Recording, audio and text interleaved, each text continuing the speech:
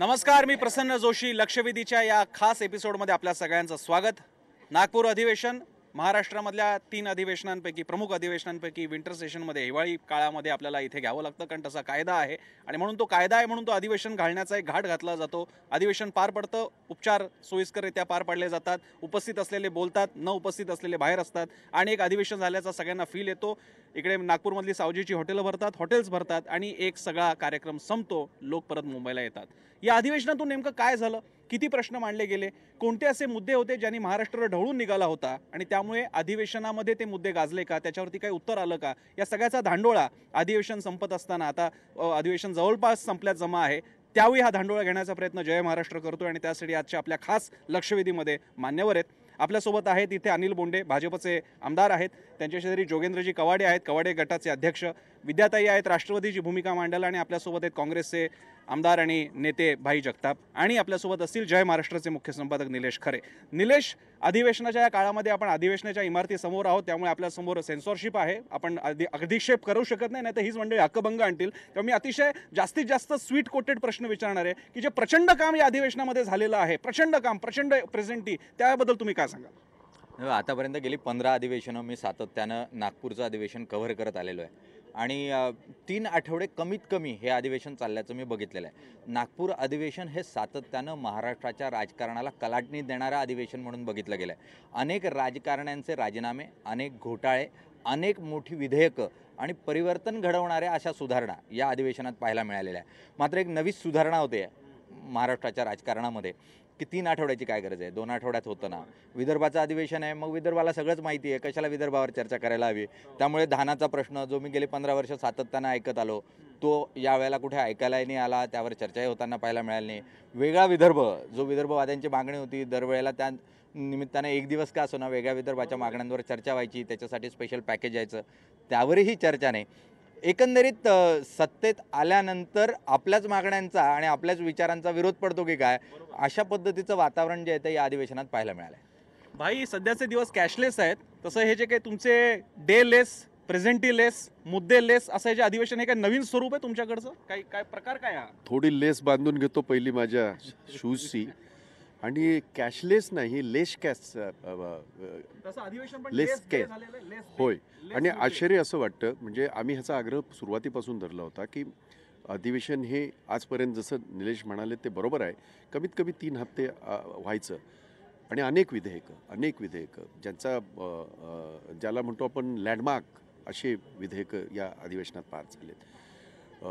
आम्ही ज्या वेळेला 3 हप्ते जेव्हा म्हणालो, मला आश्चर्य एका गोष्टीचं वाटतं, हेच देवेंद्रजी फडणवीस जेव्हा विरोधी पक्षात होते तेव्हा इथे याच सभागृहात म्हणायचे की आपल्या घटनेमध्ये आपल्या याच्यामध्ये जी तरतूद आहे तसं ते कमीत कमी महिनाभर व्हायला पाहिजे, आणि नेहमी त्याच्यावर सभागृह बंद पाडायचे. आज आम्ही त्यांना तेच विचारतोय, 9 दिवसामध्ये संपला विषय?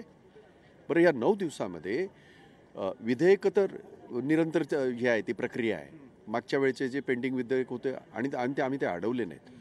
परंतु विदर्भाच्या बाबतीमध्ये काय चर्चा झाली, विदर्भाचा अनुशेष जे इतकी वर्ष आपण म्हणत आहात, आपण त्याच्यावर प्रयत्न करत आहात, आमच्या शुभेच्छा आहेत. आम्ही नेहमी सांगितलं होतं तुम्ही अनुशेष भरून काढण्याच्या दिशेने पावलं उचला, पण ती पावलं उचलत असताना त्याची चर्चा होणं, मग तो कुठल्या भागातला अनुशेष आहे, तो कशा पद्धतीने त्याची चर्चा नको का व्हायला? नाही, चर्चा होतच नाही आहे. म्हणजे विदर्भामध्ये अधिवेशन, त्याची चर्चा नाही. कायदा सुव्यवस्थेची आजची परिस्थिती बघितली तर 1 मंत्री आणि ठराविक 3 सदस्य याच्याशिवाय याच्यावर सत्तेच्या बाकावर कोणी नव्हतं. आम्ही सगळे ठीक आहे, आमचा प्रस्ताव होता, आणि आमची जर प्रेझेंटी बघितली ती 99% प्रेझेंटी होते असते. परंतु एक वाईट वाटतंय की ह्या जर नवीन परंपरा जर सुरू झाल्या तर आज तुम्ही 2 हप्त्याचं म्हणताय, तर म्हणाल मग 1च हप्त्यात सगळं आटोपूया, असं होईल. याच्या पुढची स्टेज म्हणजे ऑनलाईन. सध्या नाहीतरी सगळं ऑनलाईन अधिवेशन, युट्यूब, डायरेक्ट डिजिटल. मी बोंडेंकडे जातो भाजपची भूमिका मांडायला. काय नेमकं चाललंय काय सत्ताधाऱ्यांच्या मनामध्ये? अधिवेशन तरी ठेवायचंय की नाही?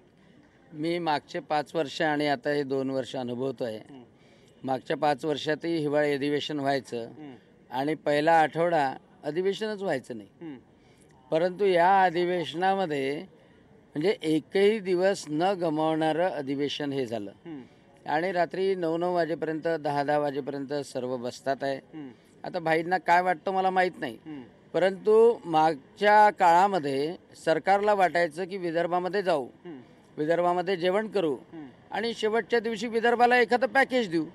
आणि पॅकेज म्हणजे काय द्यायचं, तर सगळ्या ज्या योजना असतील, बजेटमधल्या ज्या योजना असतील त्या गुंडाळायच्या आणि विदर्भाच्या लोकांच्या अंगावर. मला आठवतं की अशोकराव चव्हाण होते, पृथ्वीराजजी चव्हाण होते मुख्यमंत्री, मी तेव्हा अपक्ष होतो.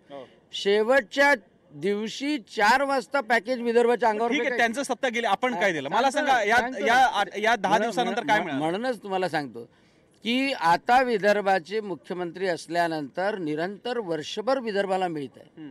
त्यामुळे अधिवेशनाच्या काळात ऐका ना. बोलायची गरजच नाही. ऐका, या अधिवेशनात काय झालंय जर तुम्हाला ऐकायची इच्छा असेल तर मी सांगतो ना. बोला. या अधिवेशनामध्ये पहिल्याच दिवशी मराठा आरक्षण, मराठा आरक्षणावर हा प्रस्ताव सत्ताधारी पक्षाने आणला.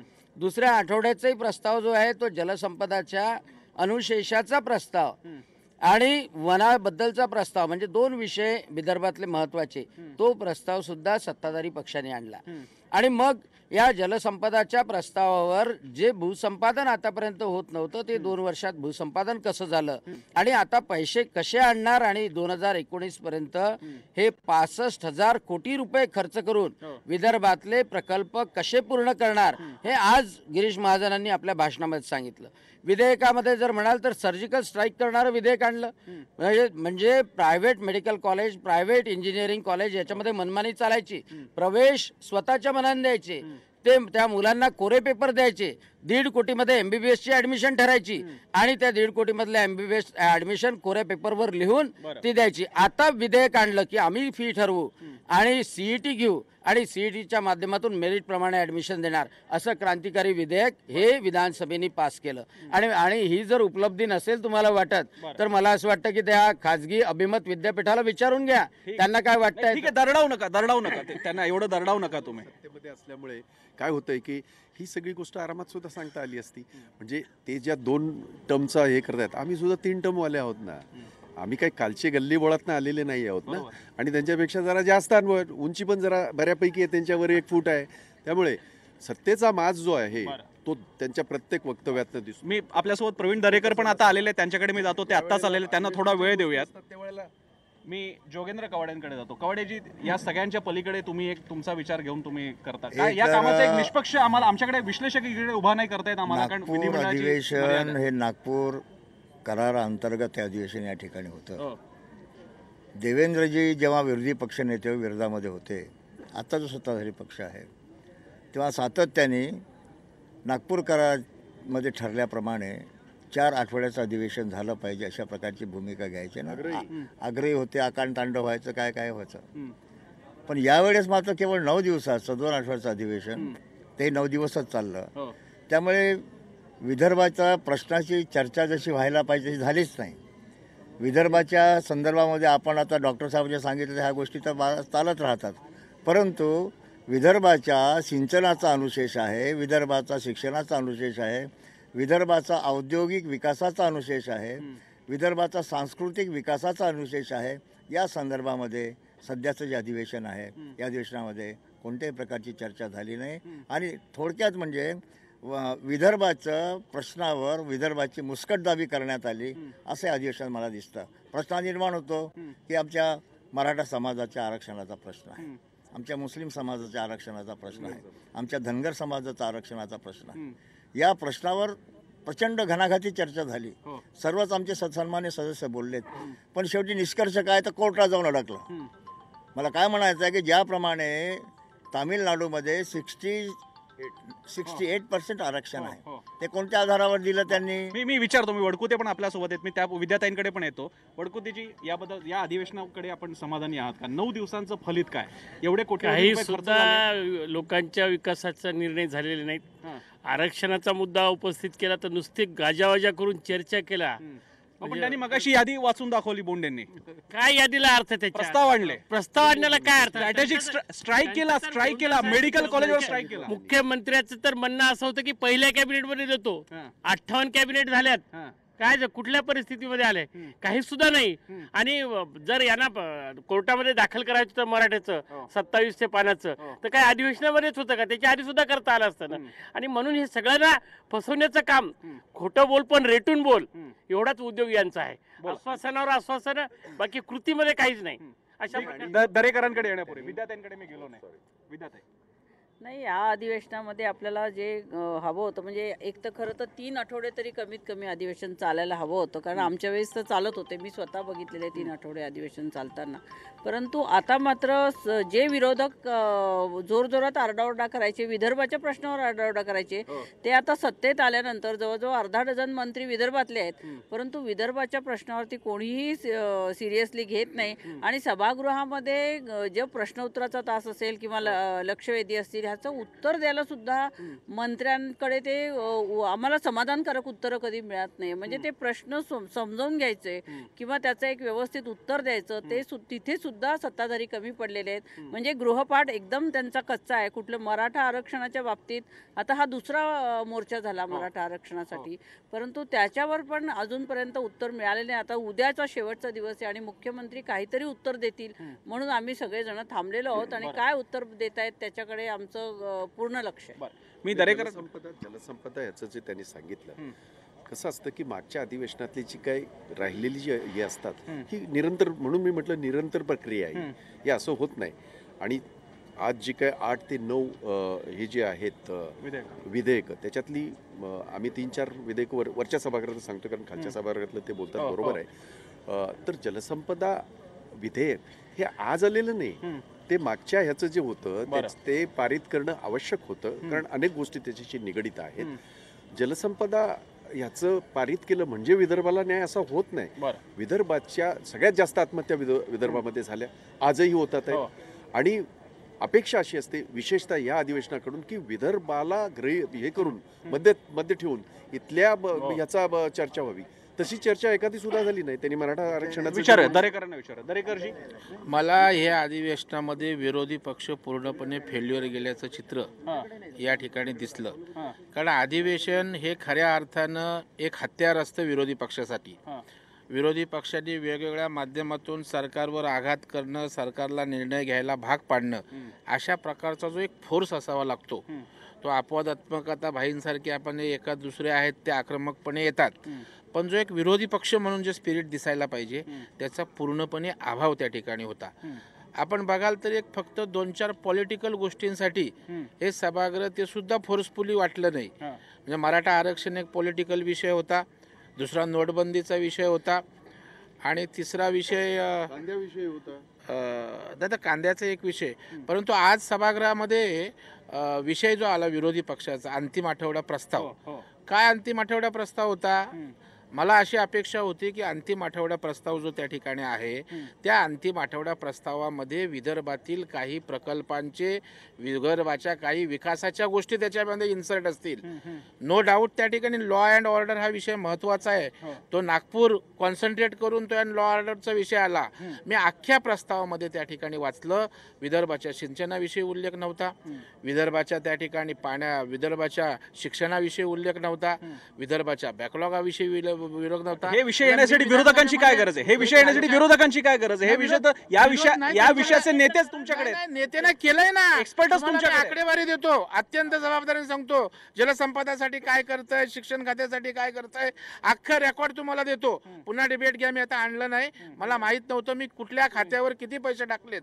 आज विदर्भ, नागपूर ते मुंबई आज समृद्धी मार्ग आहे, छोटी गोष्ट आहे का? हे विजनरी काम आहे ना. नागपूर आज मुंबईकडून, मुंबई कामही विजनरी आहे आणि बाजूच्या जमिनी घेणारे पण विजनरी आहेत. त्या रूटवर त्यांच्या आमदारांनी, मी जे सांगतोय ते ऐकायचं नसेल तर मी बोलणार नाही.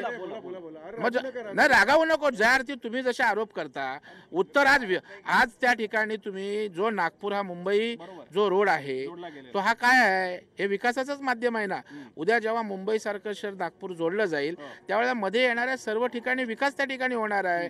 आज या ठिकाणी अर्थमंत्री स्वतः विदर्भातले आहेत, त्यांनी जास्तीत जास्त पैसा या ठिकाणी विदर्भामध्ये दिलेला आहे. याच्याकडे कसं दुर्लक्ष करून आपल्याला त्या ठिकाणी चालेल. एक मुद्दा नागपूर रिंग रोड, आज तो रिंग रोड होतोय, आज केवढा मोठा असतो नागपूरच्या विकासाच्या दृष्टीनं. एक मुद्दा दरेकरांचा याच्यातला एक मुद्दा दरेकर जे ऐका तर खरं दरेकरांचा एक मुद्दा बरोबर आहे की विरोधक आक्रमक दिसले नाही आणि या मताशी आम्ही सहमत आहोत. मी भाईकडे आणि सगळ्यांकडे जातो आणि त्या मुळात माझा प्रश्न मी फ्रेम करतो. 4 घोटाळे, फक्त 4 घोटाळे या शासनाच्या काळातले 4 घोटाळे, त्यातले 2 आमदारांचे झाले, मंत्र्यांचं प्रकरण झालं, हे सगळं जय महाराष्ट्राने समोर आणलं. अगदी रेडीमेड तुमच्या हातासमोर वाढलेलं ताट होतं. हे मुद्दे कोणी लावून धरले आणि त्याचा नेमका मला दरेकरांच्या मताशी मी सहमत आहे. आता सुद्धा त्यांनी बोलताना आता घोषणा द्या, हे एवढ्या 5 मिनिटं घोषणा देऊ शकले नाही. सभागृहामध्ये बोललो जेव्हा बंद पडायचं होतं कामकाज, शेवटी सभापतींनी घोषणा नाही, वातावरण नाही. मी म्हटलं अरे वातावरण तर होऊ दे, बंद सभागृह भाई पडायला. हे एवढा आक्रमकपणा सभेत का नसतो सभागृह? कसं आहे की त्याच्यामध्ये सगळ्यात प्रथम त्यांनी म्हणाले की विरोधकांच्या हातात जे हत्यार, ते हत्यार नसतात, आयुध असतात. There is a- आपण आयुध हत्यार म्हणून वापरतो भाई. मला हत्यार चुकतंय का म्हणजे काय? तुम्ही हत्यार असतं. त्यामुळे ती आयुध जे आहेत त्या आयुधाचा पूर्ण वापर करून आपल्या वाहिनीवरनं जी प्रकरणं आपण धसास लावली होती, आम्ही ज्या वेळेला सांगितलं की आत्तापर्यंत तुम्ही त्यांना क्लीन चिट दिली या मंत्र्यांना, आदिवासी मंत्र्यांना, अहो आता तर सिद्ध झालंय, गाड्यांच्या नंबर सहित तुम्ही दाखवलं, इथलं रेशन त्या दुसऱ्या राज्यामध्ये विकलं जातंय आणि निकृष्ट प्रकारचं रेशन तुम्ही इथे आणून देताय. स्वतःची कातडी वाचवायला मॅन्युप्युलेशन करून त्या बालकांची संख्या कमी करताय, जेही आम्ही दाखवलं तुम्हाला. ह्या सगळ्या गोष्टी दाखवल्या आम्ही.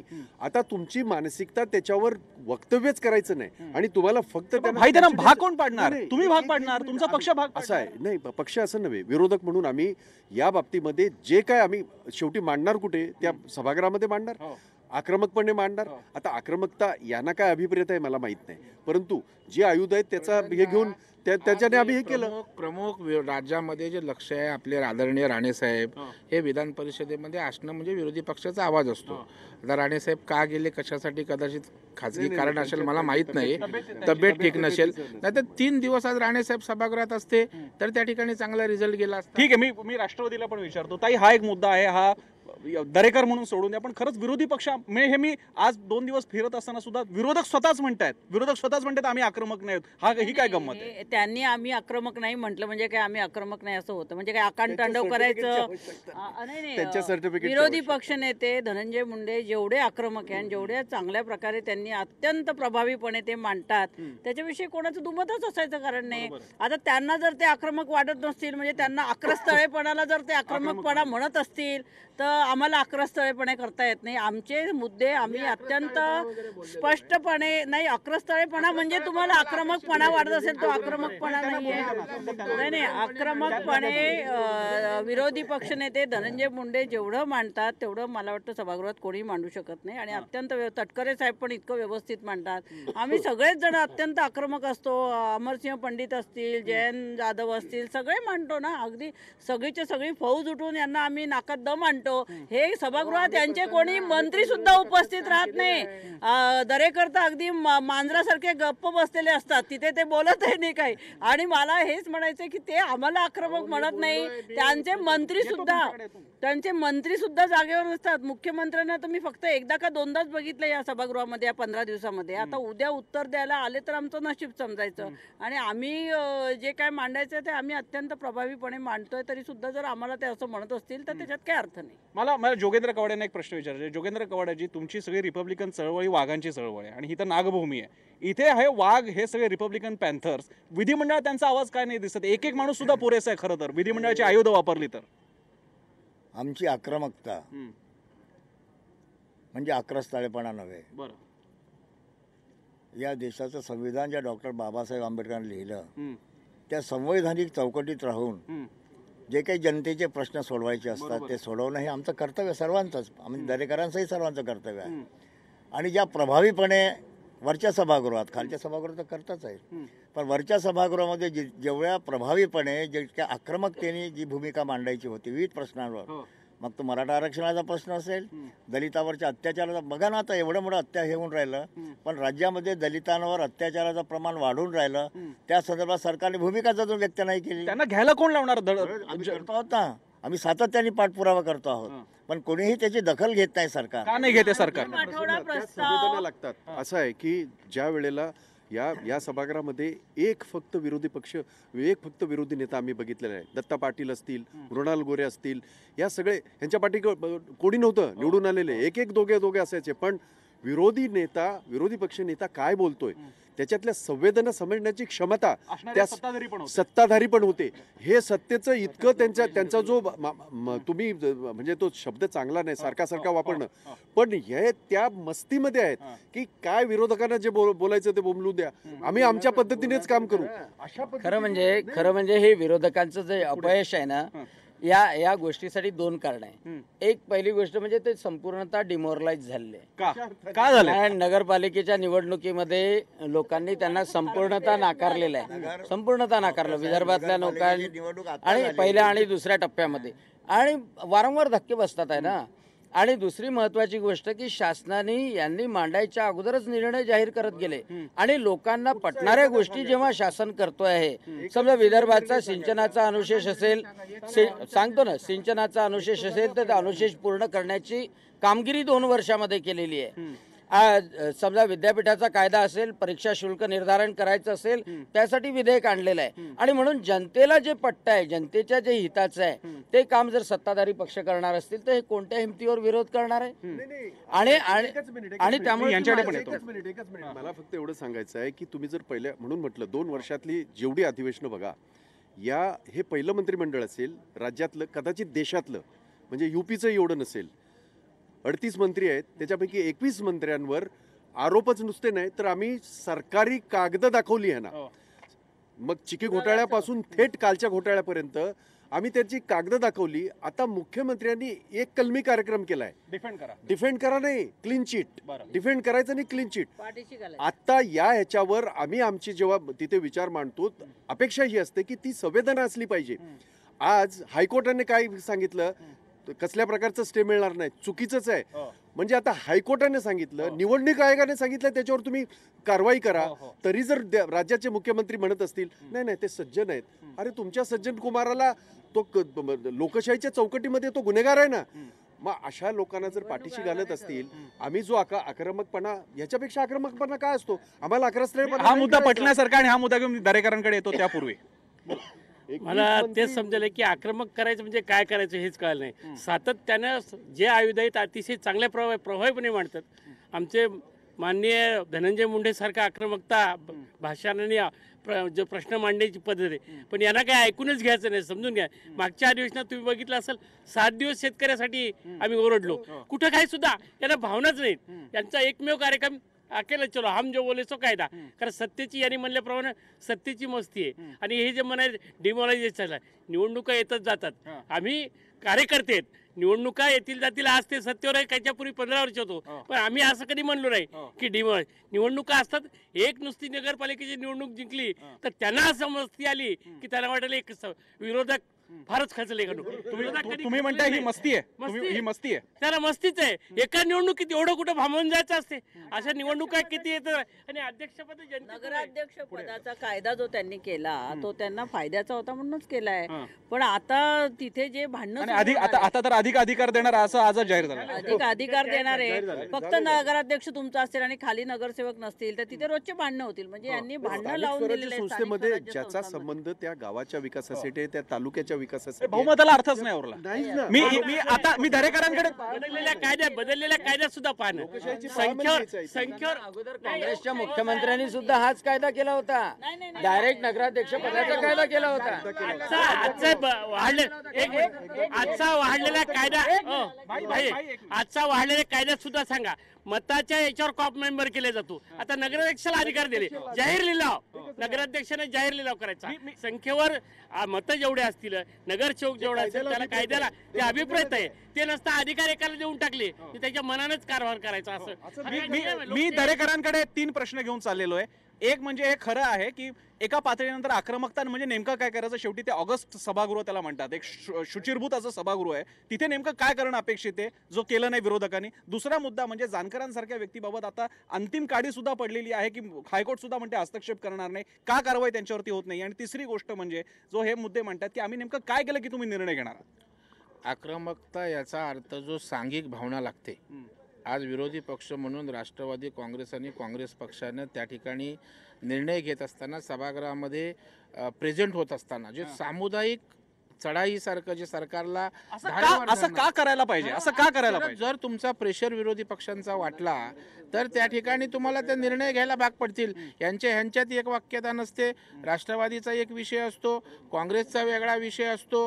त्याच्यामुळे कुठलाही एक विषय टार्गेट करून शासनाला धारेवर धरून आपल्याला न्याय मिळवून द्यावा अशा प्रकारचं वातावरण सभागृहात त्या ठिकाणी अजिबात त्या ठिकाणी वाटलं नाही. पण त्याला ते म्हणतात ना, त्याला ते म्हणतात की मस्ती चढली असेल, आणि माझे शब्द नाहीये, तर त्या सरकारच्या गेंड्याच्या कातडीला काय करायचं. मस्तीचं काय करायचं? मस्ती काय असते काँग्रेसला चांगलं माहित आहे, राष्ट्रवादीला चांगलं माहित आहे.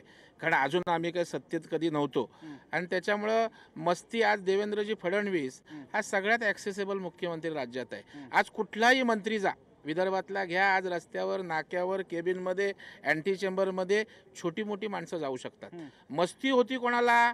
काँग्रेस राष्ट्रवादीच्या लोकांना. मंत्री म्हणजे एक रुबाबदार माणूस, मंत्री म्हणजे एका ठराविक लोकांना भेटणार. आज आज छोट्या मोठ्या लोकांना हे मंत्री ॲक्सेसेबल आहेत. ते मंत्री त्यांची सुखदुःख जाणतात, त्यांच्यात बोलतायत, वागतायत. ऐकून पुढे काय होतं? मस्तीचा अर्थ माज आहे.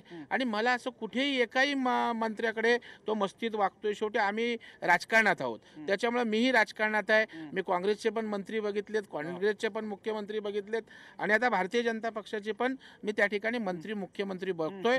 एवढे सहजपणे उपलब्ध होऊन लोकांचं ऐकून घेऊन न्याय देण्याचा प्रयत्न करणाऱ्याला कुठले निर्णय हे जे म्हणत ना, कुठले निर्णय घेतले? तुम्हाला सांगतो, जे शिक्षक उपाशी मारायले त्यांचा 20% दिलाय 5 वर्षानंतर. आता जो विषय तुम्ही जो विषय राज्यभर तुम्ही प्रयत्न करत होतात नोटाबंदीचा, त्यानंतर सभागृहात वरच्या खालच्या सभागृहामध्ये विषय आला. राज्याचे मुख्यमंत्री त्या ठिकाणी दिल्लीला जाऊन त्या संदर्भात जिल्हा मध्यवर्ती बँकांचा निर्णय घ्यायला लावला ना. म्हणजे संवेदना नाही. कोर्टाने असं आहे की सुप्रीम कोर्ट पण कोर्ट, तुम्ही कोणी पिटिशनर जरी असला तरी पण असं आहे की जे उत्तर अरुण जेटलींनी सांगितलं की आम्ही बघू, आता तुर्त आम्ही काही करू शकत नाही. पण जेव्हा कोर्टाने सांगितलं की तुम्हाला बँकांमध्ये असं भेदभाव करता येणार नाही, तेव्हा यांना चपराक बसली कोर्टाची आणि मग हे सरळ आले. माझं म्हणणं असं आहे की ज्या वेळेला हे लक्षात आलं की सुप्रीम कोर्ट ह्याच्यावर निर्देश देणार, कारण त्याच सुप्रीम कोर्टाने सांगितलं की सर्वसामान्याला एक नोट मिळवायला 4-4 तास येत लागते, हे 30-30 कोटी कुठून मिळतात आहेत, हे त्यांचं ऑब्झर्वेशन आहे, हे माझं नाही. आणि जिल्हा बँकांचा संबंध ज्या वेळेला सर्वसामान्य ग्रामीण भागाच्या नागरिकाशी आहे, हे जेव्हा त्यांना पटवलं, आणि ह्यांचं कामच आहे, म्हणजे हे सगळे डेलिगेशन गेले होते, त्याच्यामध्ये विरोधी पक्ष नेते सुद्धा होते, आणि तसंच ते जायला पाहिजे. म्हणजे त्या गोष्टीचं स्वागतच आहे की हा प्रश्न काय कुठच्या भाजपचा आहे का काँग्रेसचा आहे का, हा महाराष्ट्राच्या आणि देशाच्या जनतेचा आहे. आणि त्याच्यासाठी ते कोर्ट आणि रेटा बनला म्हणून हा निर्णय झाला. अर्थात प्रसन्न जरा मला नीट पूर्णपणे बोलायला देणार असेल तर मी बोलतो. याचं कारण नाही, अर्धवट नका सुद्धा. मी चिडत नाही, मी चिडता येतं मला तुम्हाला बघितलं, मी चिडणारच विरोधी बाकावरचा होतो. आज भाई मी बोललो तुम्हाला लक्षात आलं असेल, त्यामुळे सत्तेत आलो याचं मला पूर्ण भान आणि पूर्ण जाणीव आहे. त्याच्यामुळे मी माझी चीड, माझा राग मी गिळतोय, त्याच्याबद्दल काही काळजी करू नका. हो 100% ना, राग तर येणारच ना. तर मला सांगायचं होतं की कसं काय संवेदनशील. 2 गोष्टी मी सांगतो. मुख्यमंत्री संवेदनशील नाहीत तर होय आहेत. कारण ह्या नोटाबंदीचा विषय झाला, मुख्यमंत्री स्वतः स्पेशल विमानाने स्वतः पक्षाच्या लोकांना नाही तर त्या ठिकाणी दोन्ही विरोधी पक्षांना बरोबर पक्षनेत्यांना बरोबर घेतलं. सुप्रियाताई सुळे बरोबर होत्यात, मी जयंत पाटील होतो, आम्ही दिल्लीला गेलो. हे संवेदनशील भावनेतनं, कारण त्यांना इथली परिस्थिती त्या ठिकाणी माहीत होती आणि त्याच्यामुळे मुख्यमंत्री स्वतः गेले. आणि कोर्टाचे सिक्वेन्स सांगतो ना, मेहरबानी नाही केली, मी मेहरबानी केली असं बोलत नाही, संवेदना बोलताय. या संवेदना या विषयावर मी त्या ठिकाणी बोलतोय. कोर्टाचा निर्णय पिटिशनर मीच आहे. आम्ही 4-5 जिल्हा मध्यवर्ती बँका आहात, त्याच्यात माझी जिल्हा बँक आणि आम्ही पिटिशनर आहोत. आम्ही काउन्सिल दिलेला आहे. त्यावेळेला पहिलं हेअरिंग जे गेल्या आठवड्यात झालं त्यावेळेला अटॉर्नी जनरल अजिबात त्या ठिकाणी तयार नव्हता. बोलो वी कांट डू एनिथिंग, हा स्टँड होता पहिल्या हेअरिंगला. याच्यामध्ये बदल होणार नाही, निर्बंध निघणार नाहीत.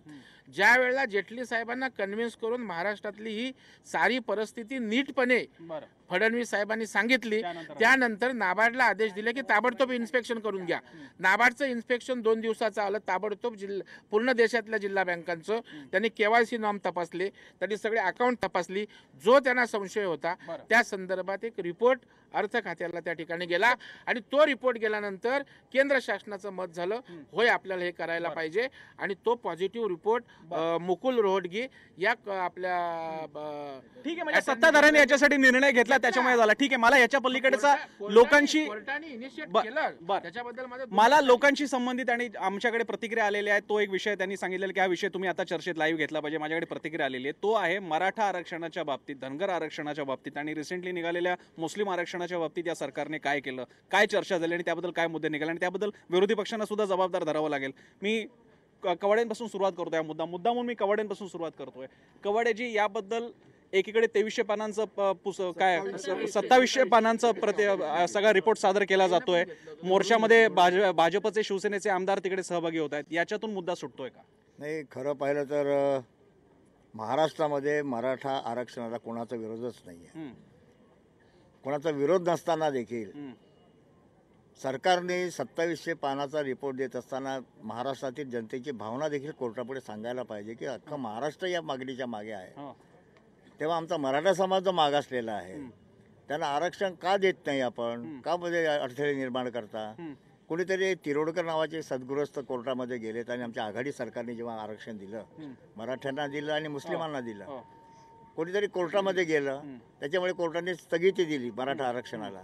पण मुस्लिम आरक्षणाला नोकऱ्यांमध्ये स्थगिती देताना मुस्लिम समाजाच्या विद्यार्थ्यांसाठी शैक्षणिक आरक्षण सुरू ठेवलं. आताच्या अधिवेशनाच्या काळात सिरियस आहेत का सत्ताधारी? या सरकारने कमीत कमी जे मुस्लिमाचं ते सुरू ठेवायला पाहिजे होतं ना, ते का नाही सुरू ठेवलं?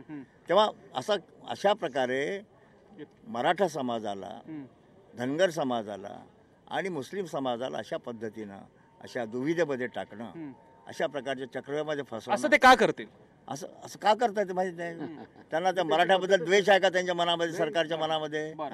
असं वाटतं का सरकारला की मराठा आरक्षण मिळूच नाही? असं वाटतं का मुसलमान आरक्षण मिळूच नाही, धनगरांना मिळू नये असं वाटतं का? मग असं जर असेल तर धनगरांना आरक्षण का देत नाही? स्वतः मुख्यमंत्री गेले होते ना बारामतीला उपवास सोडायला इतक्या वर्षात.